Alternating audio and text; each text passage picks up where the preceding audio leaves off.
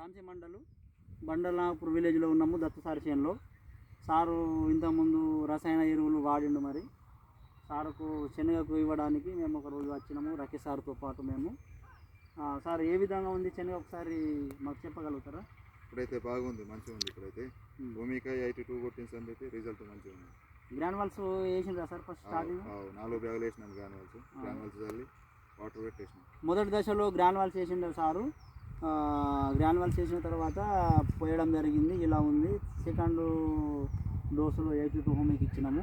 మళ్ళీ third డోసులో nano type refer చేయడం జరుగుతుంది. 82 ఈ విధంగా ఉంది ఫ్రెండ్స్, ఒకసారి చూడండి, ఒకసారి తీయండి, ఇట్లా తీయండి.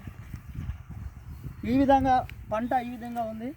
ఈ విధంగా చూసినట్టుగా హైట్ కానీ ఈ కాలు దగ్గరికి పూట కానీ రావడం జరిగింది. ఈ లెవెల్లో ఉంది. ఈ విధంగా ఉంది పంట అనేది, పూత కూడా వచ్చింది. ఇలా ఉందండి.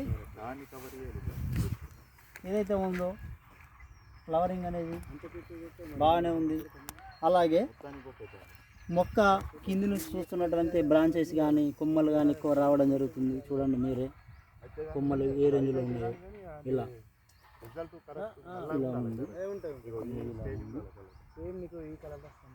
ఉంది.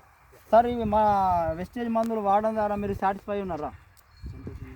సంతోషం. మీరు ఇంకా వేరే రైతులకు చెప్పగలుగుతారా? చెప్పగలుగుతారు. Okay, thank you sir, wish you well. Okay.